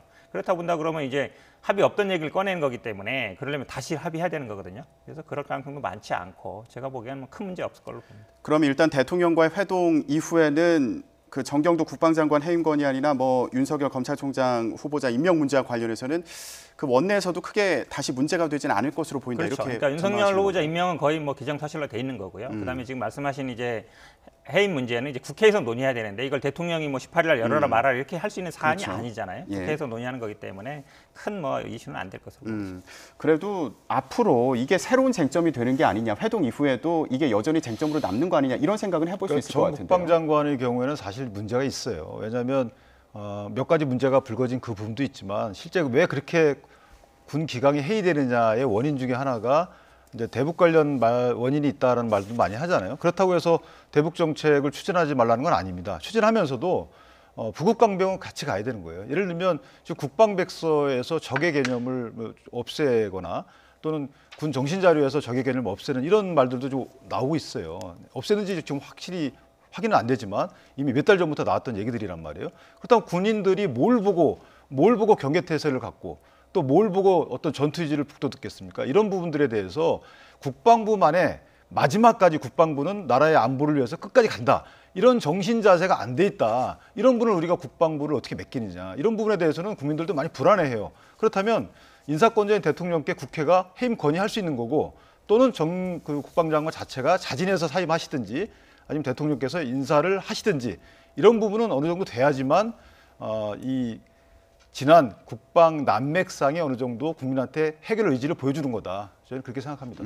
그런데 지금 뭐 이런 얘기가 계속 나오고 있는 네네. 상황인데 야권에서요. 근데 뭐 정경도 국방장관은 해임하고 강경화 외교부 장관은 유임하는 방안을 청와대에서 검토하고 있다. 뭐 이런 얘기도 전해지더라고요. 예, 어떻게 전망하시나요? 그거는 아닌 것 같고요. 아마 이제 자유한국당에서 계속 문제 제기하는 게 이 남북 간의 화해 분위기와 기강 회의를 자꾸 연결시키려고 합니다. 사실은 어찌 보면 그거는 다른 얘기하면 이제 남북 간의 화해 분위기를 좀 과거로 돌리는, 그러니까 남북 간의 군사 합의 이런 것도 뭐 다시 무효화시키자. 과거로 이제 돌아가는 얘기죠. 과거로 돌아가서 대결로 돌아가자는 얘기인데 그건 아닌 것 같고요. 제가 보기에도 지금 뭐 물론 아마 개각 대상에 포함되느냐 아니냐는 인사권자의 판단인 것 같은데 현재 상태 지금 말씀하신 것처럼 뭐 외교부 장관과 국방부 장관을 별개로 이렇게 하실 것 같지는 않고 이게 사실은 뭐 안보 문제라든지 이게 다 연결돼 있습니다. 일본과의 문제뿐만 아니라 연결돼 있어서 저는 뭐 인사권자가 판단할 문제다. 그리고 지금 말씀처럼 뭐 누구는 해임하고 누구는 중임하고 이럴 것 같지는 않습니다. 그러면 윤 부위원장님 보실 때는 지금의 여야 간의 어떻게 보면 대치 상황인데 이걸 풀 수 있는 방안은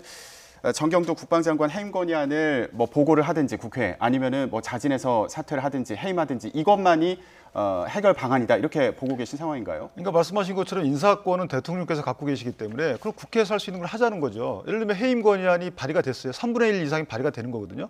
그럼 국회에서 제적과반으로 통과가 되면 해임 건의가 되는 거예요. 거기서 부결시키시든지 왜 이것조차 안 한다는 거냐고요. 이게 그러니까 문희상 국회의장께서 중재안을 내놓으셨단 말이에요. 일단 18일 날 19일 날 같이 본회의 열고 그 안건에 부의하는 순서를 바꾸자. 예를 들면 해임 건의안을 먼저 할지 추경을 먼저 할지 이런 중재안도 못 받겠다는 거 아니겠습니까? 민주당에서는. 그러면 본인들이 원하는 거는 받고 또는 온 국민들이 국방에 문제가 있다라고 해서 과연 그분이 국방을 책임지고 할 수 있겠냐라는 의구심을 갖고 있는 상황에서 대의기관이 하는 것조차 막는다면 앞뒤가 안 맞는 거. 그렇게 어떻게 국회 정상을 하겠다는 겁니까? 자, 한마디 하면요. 사실은 이 추경이 굉장히 오래된 문제예요. 그래서 뭐 이제 2달도 넘었는데 계속 연계시켜 왔습니다. 그동안 뭐 아까도 말씀드린 고소고발, 아니 국정조사 여러 개 연결해 왔는데 이게 지금 사실은 이게 해임안과 지금 연결시키고 있는 거예요 또. 그래서 그럴 필요는 없다. 그러니까 추경은 추경이고 해임안대로 별도로 처리하면 되는 것이지 그거를 연계시켜서 할 필요는 없다라고. 네, 알겠습니다. 이 자리에서 답을 얻기는 좀 어려운 그런 상황으로 보입니다. 자, 이렇게 여러 가지 공방이 계속되고 있는데 이런 가운데 국회에서 어제 또 한 발언이 논란이 됐습니다. 어떤 내용인지 들어보고 오겠습니다. 문재인 정권은 임진왜란 때 그 무능하고 비겁했던 선조와 그 측근들 아닙니까? 어찌 보면 문통이 낫다더라. 세월호 한 척 갖고 이긴. 문재인 대통령이 싼 배설물은 문재인 대통령이 치우시는 게 맞지 않습니까? 이게 제 정답입니다. 네, 정미경 자유한국당 최고위원의 발언을 들어봤습니다. 자, 세월호 참사를 정쟁의 소재로 이용한 거 아니냐 이런 비판도 나오고 있습니다. 어떻게 들으셨습니까? 저는 굳이 뭐 논할 필요가 없다고 보는데요. 지금 뭐 세월호를 일단 정쟁에 끌어들였다는 거. 세월호라는 게 많은 분들이 뭐 진짜 생태 같은 자식들의 죽음으로 그로 인해서 일단 아픔이 큰데 그게 사실은 치유돼가는 과정이 있습니다. 근데 그걸 다시 끄집어내서 정쟁의 소재로 삼는다는 거. 그다음에 지금 배설물이라는 표현이요. 어찌 보면 굉장히 지금 한일 간의 문제를 말씀하시는 것 같은데 이게 단순히 어느 한 정부의 문제가 아니에요. 지금 뭐 이명박 정부 때부터 쭉 되어온 문제고 이 한일 청구 문제도 마찬가지입니다. 이걸 마치 어찌 보면 이제 현 정부를 공격하는 그런 이제 소재로 삼고 있어서. 근데 저는 더 중요한 문제는 그 이후에 한국당의 반응이라고 봐요. 그 이후에 한국당 반응이 뭐 막말이 아니다라고 얘기하고, 그다음에 오히려 이걸 보도한 언론들을 뭐 정정보도를 청구하겠다. 이건 제가 보기에 완전히 지금 역으로 반대로 가는 상황입니다. 제가 보기에 국민들이 아마 지금 한국당이 그렇지 않아도 지금 약간 막말이나 이런 걸로 지지율도 좀 빠지고 있고 황교안 대표도 그걸로 인해서 좀 곤혹을 겪고 있는 것 같은데 전혀 국민들이 공감하지 못하는 방향으로 가는 거거든요. 그전에는 사실 이 정도는 아니었어요. 아, 막말이다. 그러면 막말인 건 인정했는데 그다음에 뭐 제재할 거냐 말 거냐 이렇게 갔는데 지금 막말 아니다 그러면서 오히려 반대로 그걸 막말이라 하는 언론을 문제 삼고 있는 거니까 제가 보기에는 뭐 가도 너무 거꾸로 가고 있다라고 봅니다. 지금 좀 비판적인 시각에서 지적을 해주셨는데 어떻게 들으셨습니까? 일단 저는 두 소절을 나눠서 뒤에 배설물 관련된 건 막말인 것 같아요. 그 부분은 이제 막말 국어사전 정의가 나오는 대로 그냥 속되게 얘기하는 거를 일컫더라고요. 그래서 원래 사전적 의미가. 사전적 의미로 봤을 때. 예. 그런데 이제 세월호 관련된 말은 사실 정치권에서 세월호 관련된 말들이 언급되는 계기가 된 것은 실제 박근혜 대통령 탄핵 직후에 있었던 문재인 대통령의 팽목항 방명록이에요. 거기서 얘들아 고맙다라는 취지의 글을 쓰셨잖아요. 그거 갖고 분쟁이 시작이 된 거예요. 그렇기 때문에 이 부분은 사실 적절하진 않지만 이것이 그때부터 정치권에서 회자되기 시작한 정쟁의 뭐 소재로 또는 정쟁과 관련된 말들로 쓰이기 시작했기 때문에 저 부분이 저 이면의 의미는 아시잖아요. 그 말을 하고 싶었던 것이지 저것을 막말 프레임으로 가는 것은 조금 생각을 많이 해봐야 된다는 거고, 또 하나 말씀을 드리면 간단히 막말이라는 단어가 기사에 등장하는 건 적절치 않다고 봅니다. 이제 막말이 아까 사전적 의미를 떠나서 지금은 마치 사실관계가 다른 이런 내용이 들어있다는 걸로 허위 사실도 인식되는 경우도 있고 해서 막말보다는 구체적인 말로 하는 게 좋을 것 같아요. 허위 사실이다 또는 적절치 않다 이런 표현이 기사에 들어가는 게 적절하다, 저는 이렇게 생각을 합니다. 네, 그래서 지금 반론 보도 요청을 하시는 건가요? 어떤 건가요? 그건 아직 정해지지 않은 것으로 알고 있어요. 예를 들면 일단 본인이 어떤 취지로 말했는지는 본인이 이제 밝혀야 되는데 그 부분 관련된 말을 들어보고 네. 그다음에 그 의미가 왜곡되게 전달이 됐으면 또는 그 표현이 잘못됐으면 반론 보도를 청구하고, 그렇지 않으면 청구할 이유가 없는 것이죠. 본인의 어떤 배경에서 얘기한 건지 이제 뭐 네. 들어볼 생각이 있으신 거죠, 당 차원에서요? 그렇습니다. 예. 마지막으로 지금 제가 보기엔 굉장히 논점을 흐리는 얘기예요. 방명록하고 아무 관계 없는 얘기입니다. 그 아무 관계 없는, 실제로 그 의사도 그런 의사가 아니었고, 실제로 뭐 어찌 보면 자유한국당이 권력을 대선에서 진 이유는, 가장 큰 이유는 최순실 국정농단인 거 누구나 알고 있습니다. 세월호랑 아무 관계가 없는 얘기예요. 그러니까 이거를 자꾸 정쟁화하는 건 안 맞다. 그리고 이 정치적인 얘기를 자꾸 어찌 보면 그걸 댓글이라고 얘기하지만 사실 그 본인이 익은 거거든요. 그러니까 단순히 남의 얘기를 한 게 아니라 본인 입으로 얘기한 겁니다. 이 부분에 대해서는 본인이 사과하는 게 맞다. 그리고 당에서도 책임을 묻는 게 맞다. 과거처럼 윤리위를 소집해서 징계를 하든지 하는 게 옳은 절차지, 이거를 뭐 언론을 탓하고 이런 남을 탓할 일은 아니다라고 봅니다. 알겠습니다. 여기까지 듣겠습니다. 예. 자, 일본의 경제 보복과 관련해서 여야 간에 어떤 협치가 이루어지는 거 아니냐, 이런 관심은 계속되고 있는데, 그러면서 한편에서는 여야 공방이 또 계속되고 있습니다. 정치권 얘기 오늘 여기까지 듣겠습니다. 두 분 고맙습니다.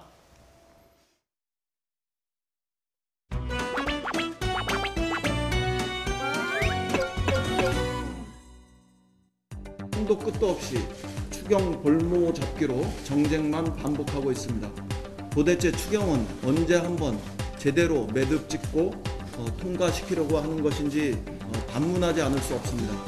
자유한국당 마음 깊숙한 곳에 숨겨두었던 고소고벌 취하라는 엉큼한 요구의 본색을 드러내려 하십니까? 그동안 추경 볼모 잡기는 할 만큼 했으니 이쯤에서 멈추시길 바랍니다. 엉큼한 요구의 본색을 드러내려 하십니까? 여권 내에서도 정경도 장관 교체설이 심심치 않게 나오는데도 해임결의안 표결조차 못하겠다는 것은 오기 중에 오기다, 이렇게밖에 보이지 않습니다.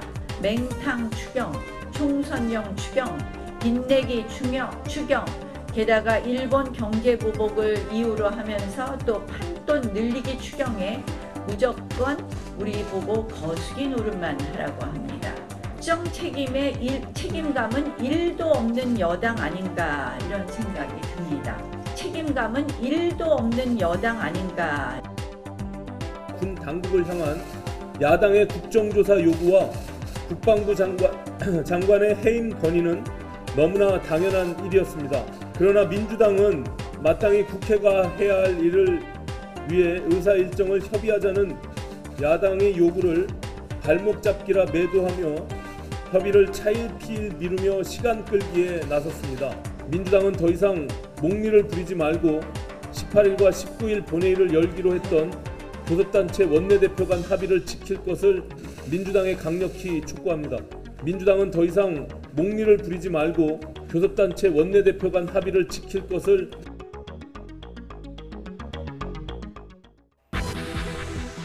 미쓰비시 중공업이 배상 협의를 거부하면서 강제징용 피해자 대리인 측은 한국 내 미쓰비시 압류 재산에 대해 매각 신청을 결정했습니다.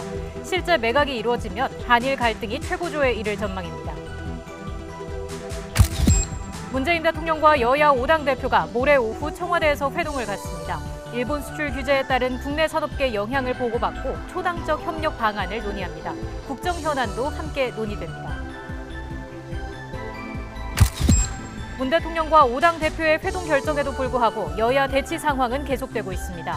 윤석열 후보자의 검찰총장 임명이 예정된 가운데 국방부 장관 해임 건의안과 추경안 처리를 놓고 여야 입장이 팽팽히 갈려 있습니다. 패스트트랙 충돌로 고소 고발된 국회의원들에 대한 소환 조사가 시작됐습니다. 민주당 백혜련, 정의당 윤소하 의원은 경찰에 출석했지만 바른미래당 최이배 의원을 감금한 혐의를 받는 자유한국당 의원 3명은 경찰의 소환에 불응했습니다. 직장 내 괴롭힘 금지법이 오늘부터 시행됩니다. 부하 직원에게 억지로 술을 강요하는 등 업무상 적정 범위를 넘어 우월한 지위를 이용해 신체적, 정신적 고통을 주는 행위가 처벌 대상입니다. 광주 세계수영선수권대회에 출전한 한국 대표팀이 국가명이 새겨진 유니폼 대신 테이프를 붙인 옷을 입고 출전해 논란입니다.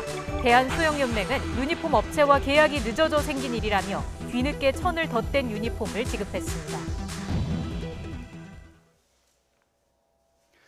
미쓰비시 중공업 측이 대법원 확정 판결에 따른 배상 등 문제 해결을 위해 협의에 나서라는 피해자 측의 요구를 끝내 거부했습니다. 피해자 대리인 측은 미쓰비시의 국내 자산 강제 매각 절차를 밟겠다고 밝혔습니다. 취재기자 연결합니다. 강희경 기자. 네, 서울중앙지방법원입니다. 네, 구체적으로 어떤 절차가 진행되는 건가요? 네, 피해자 대리인단은 올해 들어 3차례에 걸쳐 일본 미쓰비시 측에 강제동원 문제의 포괄적 해결을 위해 협의에 나서라고 촉구하는 서한을 보내왔습니다. 마지막 시한을 어제까지로 잡았는데요. 미쓰비시 측이 끝내 아무런 답을 내놓지 않으면서 대리인단이 현금화 절차에 착수하기로 했습니다. 일본 제철, 후지코시와 마찬가지로 미쓰비시가 국내에 갖고 있는 자산에 대해 법원을 통해 강제 매각 절차를 밟겠다는 겁니다.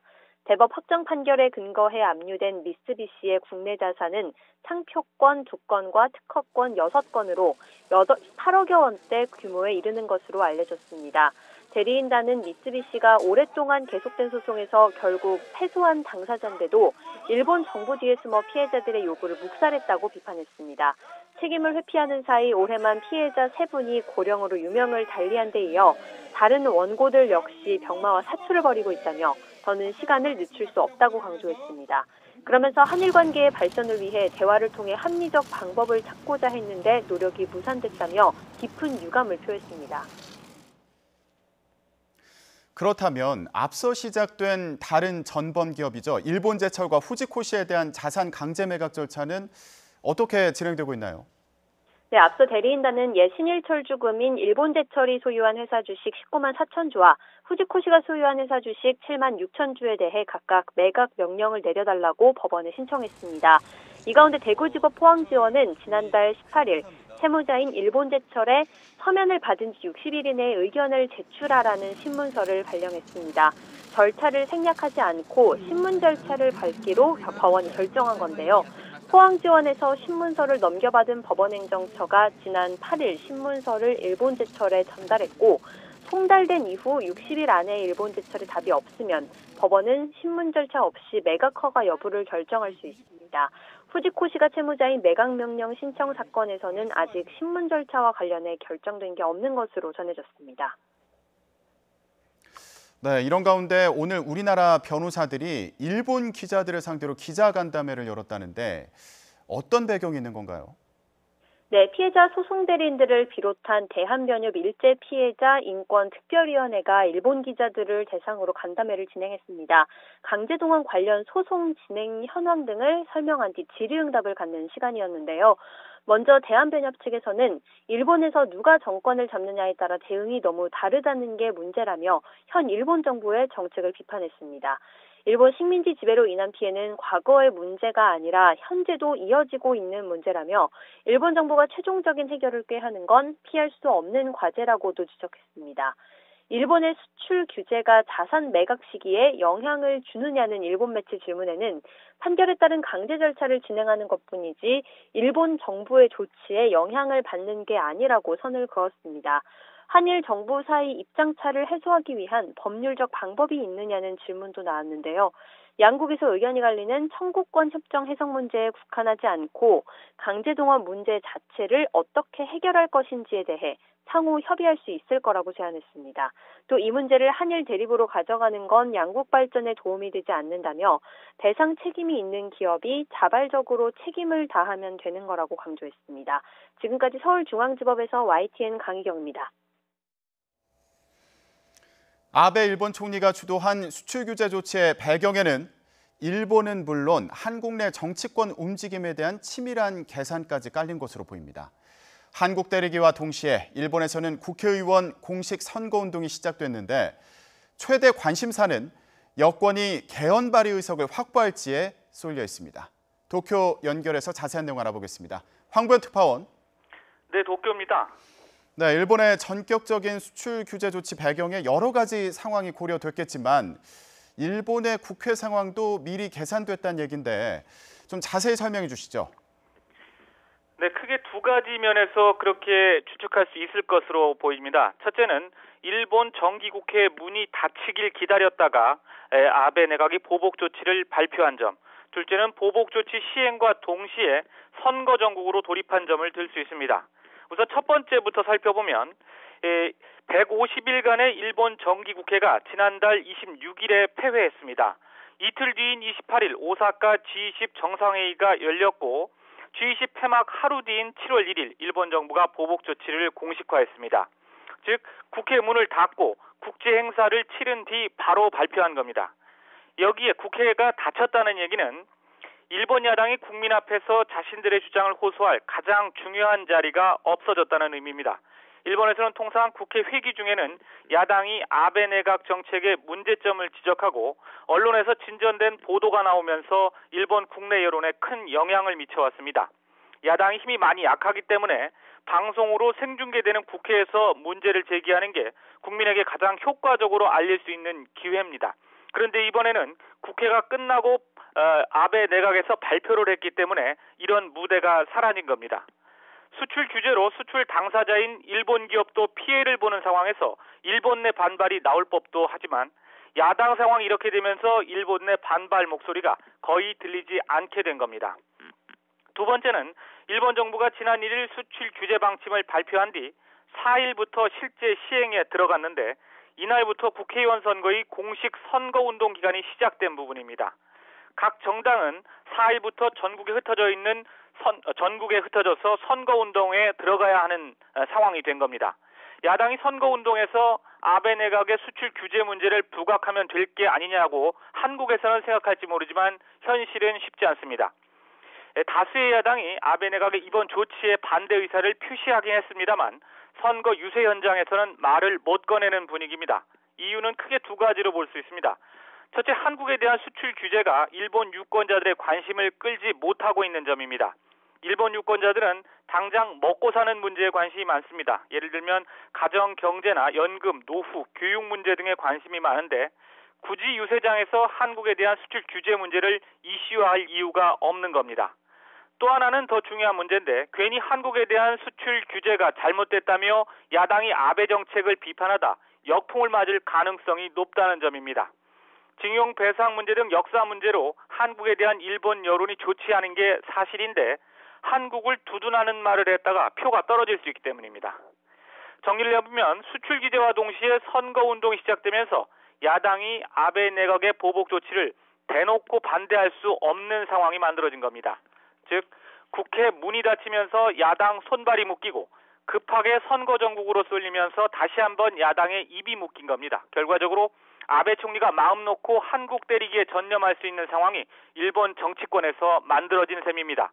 물론 이런 부분을 충분히 노리고 일련의 보복 조치를 진행했을 가능성이 크다는 얘기입니다. 그렇다면 이 수출 규제 조치에 한국의 정치 상황도 고려됐다고 볼 수 있을까요? 네, 아베 내각의 한국 때리기 배짱은 한국 국회 주변 상황에 대한 기대 섞인 분석도 깔려있는 것으로 보입니다. 한국 국회에서 여야가 책임 소재를 두고 갑론을박을 벌이면서 자중질환에 빠질 가능성이 높다고 예상하기 때문입니다. 과거에도 대외적인 문제가 생겼을 때 한국 내 정치권에서 책임 소재를 가리느라 논쟁을 벌인 사례는 여러 차례 있었던 것으로 기억하는데요. 최근 국내 여야 상황도 현 정권 외교에 대해서 야당이 문제를 제기할 수 있는 것으로 일본 측은 예상했을 가능성이 높습니다. 이를 방증하듯이 일본 방송들은 요즘 매일같이 한국 야당이 한국 정부의 잘못이 많다고 비판한다는 보도를 쏟아내고 있습니다. 네, 또 아베 총리가 이번 조치를 국회의원 선거에 유리하게 이용하려는 거 아니냐 이런 보도도 많은데 이건 어떻게 봐야 될까요? 가능성이 작지 않다고 생각합니다. 일본 언론의 최근 여론조사 결과를 보면 절반 이상은 한국 때리기에 찬성하고 있다. 그런데 반대는 아주 미미합니다. 10% 미만 정도가 반대 의견을 표시하고 있습니다. 하지만 답하지 않는 비율도 30% 정도가 되기 때문에 아베 총리도 선거 현장에서는 쉽사리 이번 보복 조치에 대해서는 언급하지 않고 있습니다. 다만 보수 우익, 즉 아베 정권의 핵심 지지층을 따로 봤을 때에는 이번 보복 조치에 대해서 절대적인 지지를 나타내고 있습니다. 결국 아베 총리 입장에서는 강한 한국 때리기로 최소한 이른바 집토끼만큼은 확실히 잡아두는 효과를 본 것은 분명해 보입니다. 네, 선거 결과의 최대 관심사는 여권이 개헌 의석 확보 가능한가 이건데 어떻게 전망되고 있습니까? 네, 일본 주요 언론들은 자민당과 연립 여당인 공명당이 이번 선거에서 과반은 무난히 확보할 것으로 내다봤습니다. 현재는 3분의 2 이상, 즉 개헌 가능 의석수를 확보한 상태인데 이번 선거에서는 절반은 분명히 확보할 수 있을 것이다. 이런 예상이 나왔습니다. 하지만 개헌 발의가 가능한 의석수인 3분의 2 이상을 이번 선거에서도 확보할지에 대해서는 전망이 엇갈리고 있습니다. 이번 선거 결과 여권의 개헌 발의 가능 의석수는 85석 이상입니다.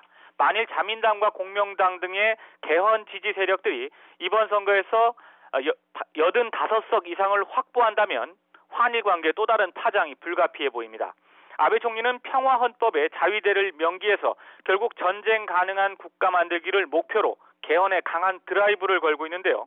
이번에 개헌 발의 의석을 확보한다면 경제에 이어 지역 안보 분야에서도 갈등 요인이 추가되면서 양국 간 긴장이 고조될 가능성이 커 보입니다. 지금까지 도쿄에서 YTN 황보현입니다. 네, 방금 들어온 소식 전해드리겠습니다. 문재인 대통령이 윤석열 검찰총장 후보자를 신임 검찰총장으로 임명했다는 소식이 조금 전에 들어왔습니다. 청와대는 문 대통령이 윤석열 후보자에 대한 임명안을 오늘 제가했다고 밝혔습니다. 신임 윤석열 검찰총장의 임기는 문무일 현 총장의 임기가 끝난 직후인 오는 25일 0시부터 시작됩니다. 네, 문재인 대통령이 윤석열 검찰총장 후보자를 신임 검찰총장으로 임명했다는 소식 전해드렸습니다. 자세한 내용 들어오는 대로 다시 정리해서 전해드리겠습니다. 다음 소식입니다. 문재인 대통령과 여야 5당 대표가 오는 18일 일본의 경제 보복과 관련한 대책을 논의하기 위해 회동합니다. 이 자리에서는 현재 경제 상황과 남북미 회담 이후의 비핵화 협상 과정에 대한 언급도 있을 것으로 전망됩니다. 국회 연결하겠습니다. 김영수 기자. 네, 국회입니다. 네, 어렵게 성사된 자리입니다. 긴 시간은 아니겠지만 다양한 논의가 진행되겠죠. 네, 그렇습니다. 이틀 뒤인 오는 18일 오후 4시부터 2시간 정도 문재인 대통령과 5당 대표가 만나는 일정이 확정됐습니다. 문 대통령과 5당 대표는 일본의 경제 보복과 관련한 정부 보고를 듣고 초당적인 협력 방안에 대해 논의할 예정입니다. 문 대통령과 여야 지도부의 회동은 당 대표로 보면 1년 4개월, 원내대표로 보면 9개월 만입니다. 민주당 윤호중 사무총장은 각 당의 대표가 하고 싶은 말이 있을 수 있지 않겠냐며 의제에 제한을 두지는 않았다고 밝혔습니다. 이 때문에 현재 경제 상황이나 남북미 정상의 판문점 회동 등 국정 현안에 대해서도 언급이 있을 것으로 보입니다. 제한 없이 이렇게 말씀을 청취하시는 게 좋겠다는 그런 생각에서 의제 외에 이런 논의도 열어놓기로 했습니다. 국회 정보위원회는 서훈 국정원장이 출석해 오전 내내 업무 보고를 진행했습니다. 현재 잠시 정회됐고 오후 3시부터 속개될 예정인데요. 완전히 비공개로 진행되는 만큼 정확한 내용을 파악하기는 어렵지만 일본의 수출 규제와 함께 북한 목선 삼척항 입항 사건, 남북미 정상의 판문점 회동에 대한 질의가 잇따랐을 것으로 보입니다. 정보위 회의 결과는 회의를 마친 뒤에 여야 간사와 위원장이 협의해 발표할 예정입니다. 네, 대통령과 여야 5당 대표 회동이 결정됐는데 원내 상황은 다시 꼬이는 분위기죠. 네, 그렇습니다. 야당이 낸 정경두 국방부 장관의 해임 건의안을 두고 치열한 공방을 벌이고 있습니다. 민주당 이인영 원내대표는 자유한국당이 패스트트랙 철회와 경제 원탁회의, 국정조사에 이어 장관 해임까지 요구한다고 지적했습니다. 이 원내대표는 또 한국당이 추경을 볼모로 한도 끝도 없이 정쟁만 반복한다고 비판했습니다. 자유한국당 마음 깊숙한 곳에 숨겨두었던 고소고발 취하라는 엉큼한 요구의 본색을 드러내려 하십니까?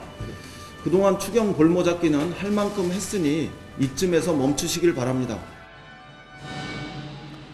한국당은 여권에서도 정경두 장관 교체설이 나오는데 해임 건의안 표결조차 못하겠다는 건 오기 중에 오기라고 맞받았습니다. 나경원 원내대표는 여당이 국정 책임감은 1도 없이 야당의 거수기 노릇만 강요한다고 날을 세웠습니다. 여당도 해보고 야당도 해봤지만 국정에 대해서 여당이 책임을 느끼고 있는지 잘 모르겠습니다. 이게 결렬이 되면 뭐 되게 하려고 이 여당이 먼저 제스처를 해줘야 되는데 번번이 여당의 제스처를 기다리기만. 바른미래당 오신환 원내대표도 추경 처리가 급하다고 여론전을 벌이던 민주당이 장관을 지키기 위해 추경을 포기하려 한다고 지적했습니다. 정경도 지키기를 위해 본회의를 보이콧할 것이었다면 민주당은 그동안 한국당의 국회 보이콧은 왜 그토록 비난을 하였던 것입니까? 민주당은 더 이상 목리를 부리지 말고 18일과 19일 본회의를 열기로 했던 교섭단체 원내대표 간 합의를 지킬 것을 민주당에 강력히 촉구합니다. 이와 관련해 민주평화당 유성엽 원내대표는 표결 자체를 봉쇄하는 건 민주적이지도 않고 표결을 막으려고 국회 본회의 일정에 합의하지 않아서 예정된 추경안 처리도 불투명한 상황이라며 민주당을 비판했습니다. 반면 정의당 여영국 원내대변인은 이딴 기강회의 논란에 대해 책임 소재를 분명히 해야 할 필요가 있다면서도 장관 해임까지 갈 사안은 아니라고 밝혔습니다. 지금까지 국회에서 전해드렸습니다. 우리공화당이 서울시의 행정대집행 직전에 광화문 광장에 설치했던 천막을 자진 철거했습니다. 하지만 천막을 곧 광장에 다시 설치하겠다고 밝혀 서울시와의 줄다리기는 계속되고 있습니다. 류충섭 기자입니다. 이른 새벽 서울 광화문 광장에서 우리공화당 당원과 지지자들이 집회를 열었습니다. 지난 6일 광장에 무단 설치한 천막을 철거하려는 서울시의 행정대집행에 맞서기 위해서입니다. 긴장이 흐르던 순간 우리공화당은 조원진 대표 지시에 따라 돌연 천막을 걷어내기 시작합니다. 천막을 철거한 우리공화당 당원들은 길 건너 세종문화회관 앞으로 이동해 집회를 이어갔습니다. 지지자들은 서울시의 철거 계획을 무력화했다며 조롱하기도 했습니다. 우리공화당 추산 1000명, 경찰 추산 500명은 1시간 동안 항의 집회를 한 뒤 해산했습니다. 또 천막 4동을 보행로 쪽에 다시 설치했다가 당원 등의 안전을 이유로 걷어냈습니다. 이번 행정대집행에 또 많은 우리 애국동지들이 다치게는 할 수 없다. 이렇게 지도부가 협의를 해서 그렇게 조치를 했습니다. 자진 철거에 대해 서울시는 우리공화당이 불법 점유를 인정한 것이라며 행정대집행 준비에 들어간 비용을 청구하겠다고 밝혔습니다. 이번 대집행 준비에는 용역 350명 인건비 등 2억 3천만 원이 들었습니다. 지난달 25일 1차 철거 비용까지 합하면 3억 8천만 원에 달합니다. 일단은 철거 대집행은 행정대집행은 하지는 못했습니다. 다만 여기에 소요되는 비용에 대해서는 손해배상 등을 통해서 엄정하게 집행을 할 예정, 청구를 할 예정입니다. 또 천막 재설치를 막기 위해 광화문 광장에 순찰을 강화하고 경찰과도 협조하기로 했습니다. 하지만 우리공화당은 조만간 천막 8개 동을 광장에 다시 설치하겠다고 공언해 갈등은 이어질 전망입니다. YTN 유충섭입니다. 여성 외주 스태프들을 성폭행, 성추행한 혐의를 모두 인정한 배우 강지환의 소속사가 계약 해지를 결정했습니다. 화이브라더스 코리아는 오늘 입장을 내고 지난 5월 강지환과 신뢰를 바탕으로 계약했지만 불미스러운 일로 신뢰가 무너지게 됐다며 계약 해지 배경을 설명했습니다. 앞서 강지환은 지난 9일 자신의 촬영을 돕는 외주 스태프 여성 2명과 경기 광주시 오포읍 자택에서 술을 마신 뒤 스태프를 성폭행, 성추행한 혐의로 구속됐습니다.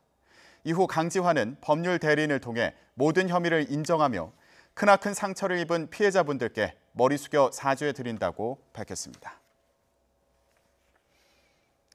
지난해 대진 침대 사태를 시작으로 사회적으로 라돈 공포가 시작됐죠.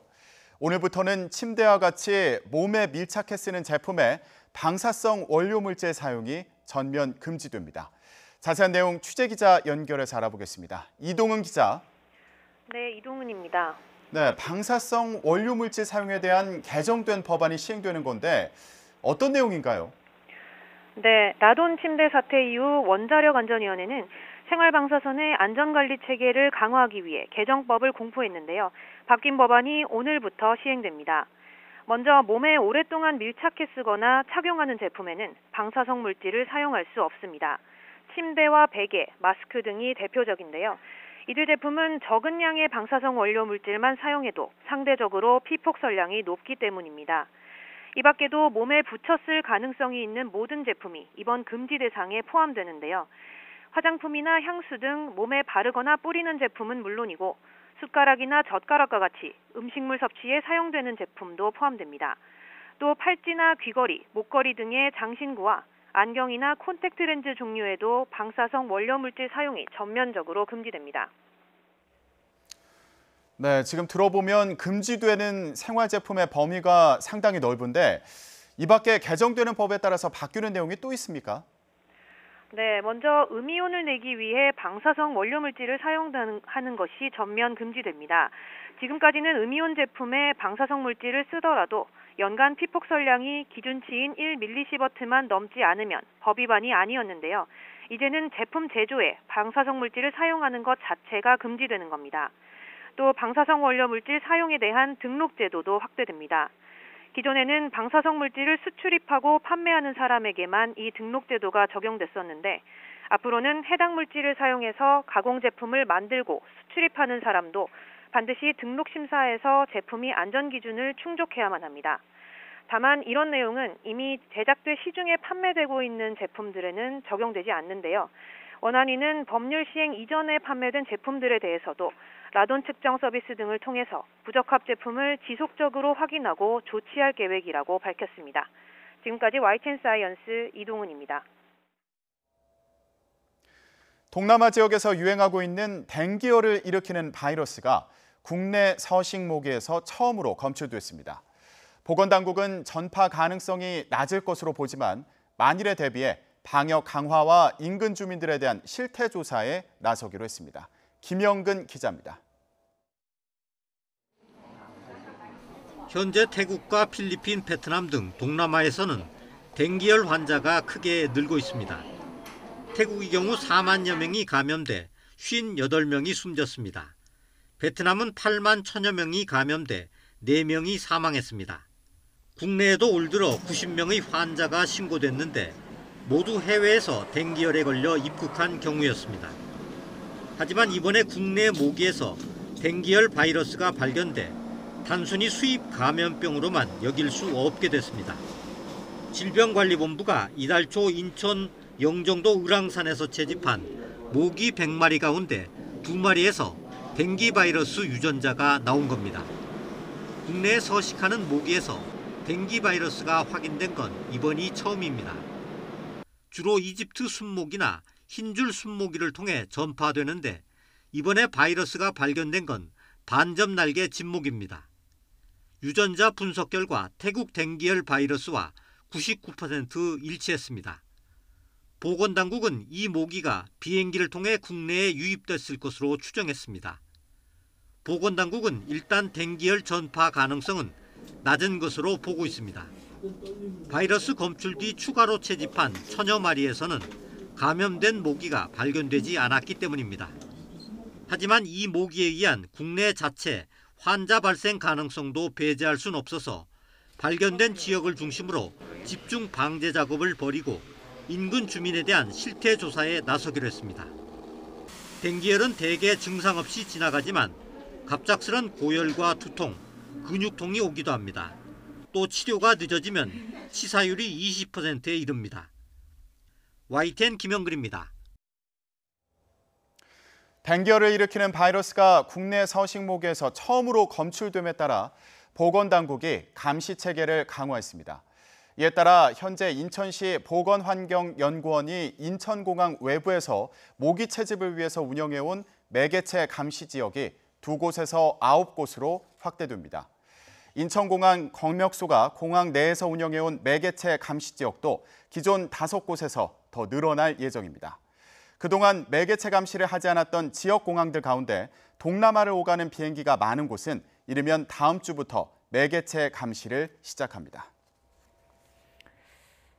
오늘부터 근로기준법 개정안인 이른바 직장 내 괴롭힘 금지법이 시행되면서 직장 내 갑질에 대한 처벌이 가능해집니다.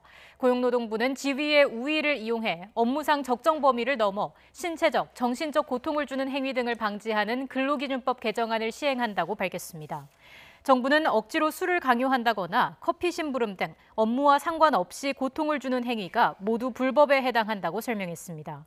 괴롭힘을 신고받거나 인지하면 즉시 조사해야 하며 이후 근무 장소 변경과 유급 휴가 명령 등 적절한 조처를 내려야 합니다. 만약 괴롭힌 사실을 신고하거나 피해를 주장한다는 이유로 해고 등 불이익을 받게 되면 경영진은 최대 3년 이하의 징역 또는 3천만 원 이하의 벌금형을 받을 수 있습니다. 내일부터는 부당하게 채용을 강요하거나 채용과 관련해 금품을 주고받으면 최대 3천만 원 이하의 과태료가 부과됩니다. 또 구직자에게 기혼 여부나 아버지의 직업 등을 물을 수 없게 됩니다. 김장하 기자입니다. 이번에 바뀐 채용 절차법은 채용의 공정성을 확보하고 직무 수행과 관계없는 개인 정보를 보호하는 데 초점을 맞췄습니다. 누구든지 부당하게 채용을 강요하거나 채용과 관련해 금품을 주고받으면 최대 3천만 원 이하의 과태료를 부과합니다. 예를 들어 지인을 통해 기업의 인사 담당자에게 부당한 채용 청탁을 한 경우 청탁을 받은 인사 담당자를 제외한 청탁자와 지인 모두 법 위반이 됩니다. 또 자녀의 채용을 부탁하면서 기업 인사 담당자에게 골프채를 선물하면 주고받은 두 사람 모두 과태료 부과 대상이 됩니다. 다만 채용의 공정성을 침해하지 않는 단순한 정보 제공이나 인재 추천은 허용됩니다. 이번 개정 채용절차법 시행을 계기로 그간 산업 현장에서 나타난 채용 비리나 채용 강요 등의 행위를 근절해야겠습니다. 또 기업은 응시 원서에 직무 수행과 관계없는 구직자 본인의 신체적 조건과 가족의 직업, 재산 등을 적도록 요구하면 안 됩니다. 또 이를 면접 과정에서 물어도 안 되고 위반하면 최대 500만 원 이하의 과태료를 부과합니다. 현재 거주지와 출신학교 정보 등은 수집해도 되고 본인 확인을 위해 증명사진도 요구할 수 있습니다. YTN 김장하입니다. 대구에서 경찰관이 의식을 잃은 아기를 구했습니다. 아이가 숨을 쉬지 않는다며 다급한 마음에 파출소를 찾은 부모를 대신해서 심폐소생술로 살려낸 겁니다. 화면 함께 보시겠습니다. 지난 13일 밤 11시쯤 파출소에 위독도 입지 않은 남성이 다급하게 들어옵니다. 남성은 16개월 된 남자 아기를 안고 있었습니다. 아기는 고개를 숙이고 있고 팔도 축 늘어졌습니다. 다며 이렇게 파출소로 데려옵니다. 놀란 파출소 경찰들이 우르르 달려나가서 어둠 속에서 심폐소생술을 합니다. 주변이 좀 어두워서 잘 보이지는 않지만 화면에 담긴 소리를 들어보면 당시 상황을 짐작할 수 있습니다. 함께 들어보시죠. 눈동자 있어, 눈동자 있어. 숨 쉬어. 숨 쉬다. 우리가 저 CPR, 심폐소생술 배웠기 때문에 괜찮습니다. 아버님 걱정하지 마세요. 일단 119도 오니까 걱정하지 마세요. 예. 네, 다행히 김한진 경사가 수상 인명구조 자격증을 갖고 있어서 당황하지 않고 심폐소생술을 할 수 있었습니다. 경찰의 도움으로 의식을 되찾은 아이는 건강을 되찾았다고 합니다. 오늘 저녁까지 내륙 곳곳에 벼락을 동반한 강한 소나기가 지나가겠습니다. 내일부터는 다시 장마전선이 북상하면서 제주와 남부지방에 장맛비가 내린다고 합니다. 날씨 알아보겠습니다. 신미름 캐스터. 네, 야외 스튜디오에 나와 있습니다. 네, 서울에도 소나기가 내렸는데 퇴근길에도 우산이 필요하다고요? 네, 무더위 속에 대기 불안정이 심해지면서 내륙 곳곳으로 소나기가 지나고 있습니다. 비가 내리는 동안 천둥과 번개를 동반하며 요란스레 내리는 곳도 많은데요. 오늘 퇴근길에도 갑작스럽게 소나기를 만날 수 있으니까요. 나오실 때는 우산을 꼭 챙겨 다니시는 게 좋겠습니다. 현재 레이더 영상 먼저 살펴보면 중부와 남부 내륙 곳곳에 국지적으로 소나기 구름이 강하게 발달해서 비를 뿌리고 있습니다. 예상되는 소나기의 양은 5에서 50mm로 어제처럼 지역별로 강수차가 크겠고요. 천둥과 번개를 동반하며 시간당 30mm 이상의 매우 강한 비가 쏟아지는 곳도 있겠습니다. 계곡이나 하천물이 갑자기 불어날 수 있으니까요. 시설물 관리와 안전사고에 각별히 유의하시기 바랍니다. 내일도 30도 안팎의 무더위는 계속됩니다. 낮 기온 서울이 32도, 대전이 31도, 광주 29도 등 오늘과 비슷하겠고요. 경기 동부와 강원 영서에는 오후 한때 5에서 30mm의 소나기도 지나겠습니다. 내일부터는 다시 장마 전선이 북상하면서 오후에 제주도를 시작으로 밤에는 남부지방에 장맛비가 확대되겠고요. 금요일까지 충청 이남지방으로는 비를 뿌릴 전망입니다. 이번 주 서울 등 수도권과 강원도는 장맛비 소식이 없는데요. 장맛비 대신에 30도를 웃도는 무더위가 기승을 부릴 전망입니다. 지금까지 야외 스튜디오에서 YTN 신미림입니다.